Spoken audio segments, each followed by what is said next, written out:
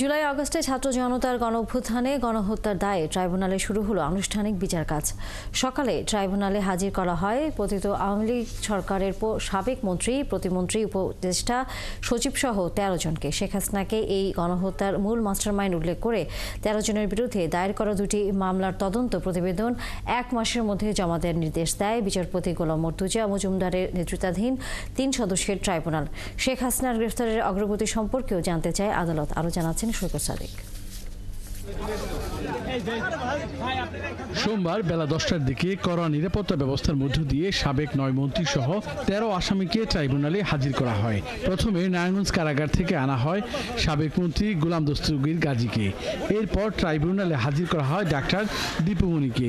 তৃতীয় প্রিজন ভ্যানে আনা হয় কামাল মজুমদার, আনিসুল হক, সালমান এফ রহমান, তৌফিকি ইলাহি চৌধুরী, শাহজাহান খান, রাশেদ খান মেনন, হাসানুল হক ইনু, অবসরপ্রাপ্ত কর্নেল ফারুক খান, জোনায়েদ আহমেদ পলক, বিচারপতি শামসুদ্দিন চৌধুরী মানিক ও সাবেক স্বরাষ্ট্র সচিব জাহাঙ্গীর আলমকে।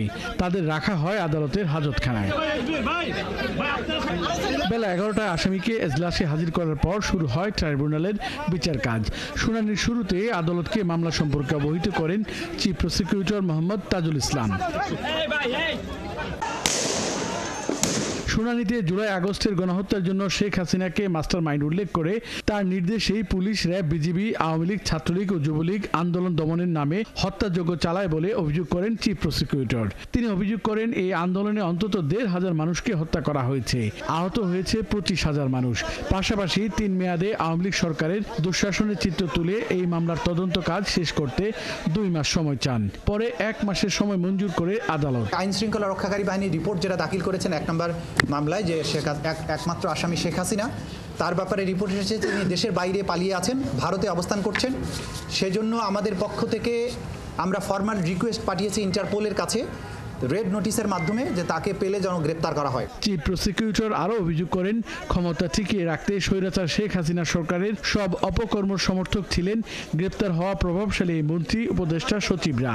এসব আসামিদের কারাগারে পাঠানোর নির্দেশ দেন আদালত। তার নির্দেশে তাকে ক্ষমতায় রাখার উদ্দেশ্য বাস্তবায়নের জন্য আজকে বাকি যে ১৩ জনকে উপস্থিত করা হয়েছিল, তারা ক্যাবিনেটের সদস্য হিসাবে সরকার দলের বিভিন্ন দায়িত্বশীল পদে অধিষ্ঠিত থেকে, কেউ সরকারের আমলাতন্ত্রের মধ্যে যেমন স্বরাষ্ট্র সচিব ছিলেন, তারা এমপি ছিলেন, ১৪ দলীয় জোটের নেতা ছিলেন, রাজনৈতিক সহকর্মী ছিলেন, তারা সবাই মিলে এই অপরাধগুলো সংগঠন করেছেন নৃশংসভাবে।